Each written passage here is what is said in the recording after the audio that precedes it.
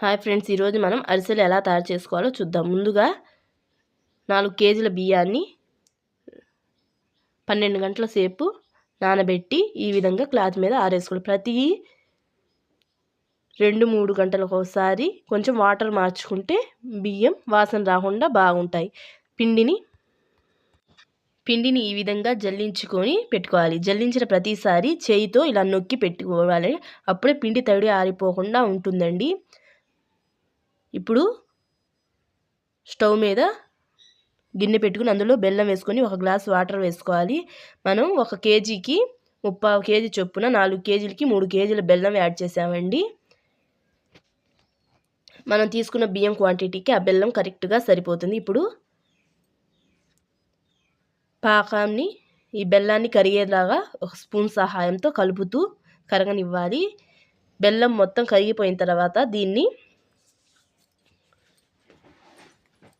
వడకట్టుకోవాలి. వడకట్టుకోవడం వలన ఇందులో ఉన్న చెత్త చెదారం రాళ్ళు వంటివి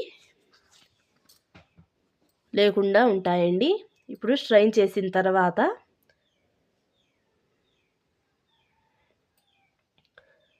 పాకాన్ని చెక్ చేసుకుంటూ ఉండాలండి. పాకం కొంచెం రెడీ అయినా కూడా కొంచెం తీగ పాకం వచ్చినప్పటి నుండి చెక్ చేసుకుంటూ ఉండాలి. అప్పుడే మనకి అరిసెలు బాగా వస్తాయి. పాకం మరీ ముదిరితే అరిసెలు గట్టిగా వస్తాయి. అందుకే చెక్ చేసుకోవాలి. మనం తీసుకుంటే చిన్న బాల్ లాగా మన చేతిలోకి రావాలండి. అది ఆ బాల్ గట్టిగా ఉండకూడదు, సాఫ్ట్గా ఉండేలాగా ఉండాలి. అప్పుడే అరిసెలు స్మూత్గా ఉంటాయి. చూశారు కదా, ఫస్ట్ టైం పాకం చేసినప్పుడు కొంచెం జారిపోయినట్లు ఉంది, బాల్ లాగా రాలేదు. అందుకే మళ్ళీ రెండోసారి పాకం చెక్ చేస్తుంది మా మమ్మీ. ఇప్పుడు పాకం కరెక్ట్గా వచ్చింది. ఇదే టైంలో మనం ఇందులోకి ఇలాచీ పౌడర్, కొబ్బరి పొడి వేసుకోవాలి. వేసుకొని ఇది మొత్తాన్ని బాగా కలపాలి. మీ దగ్గర నువ్వులు ఉంటే నువ్వులు కూడా వేసుకోవచ్చు. మేము నువ్వులు వేయలేదండి. మొత్తం కలిపి స్టవ్ ఆఫ్ చేయాలి. స్టవ్ ఆఫ్ చేసిన తర్వాత పిండివి కొంచెం కొంచెంగా వేసుకుంటూ ఈ విధంగా సలివిడి కలుపుకోవాలి. ఇందులోకి నెయ్యిని వేయాలి. మేము నెయ్యి స్ట్రైనర్ సహాయంతో వడపోసి వేసుకున్నాము. ఈ విధంగా కొంచెం కొంచెం తీసుకొని మూత పెట్టి తీసుకున్న దాంట్లో నుండి చిన్న చిన్న ఉండలు తీసి అరిసెల్లాగా ఒత్తుకొని వేడివేడిగా కాగే నూనెలోకి వేసుకోవాలి.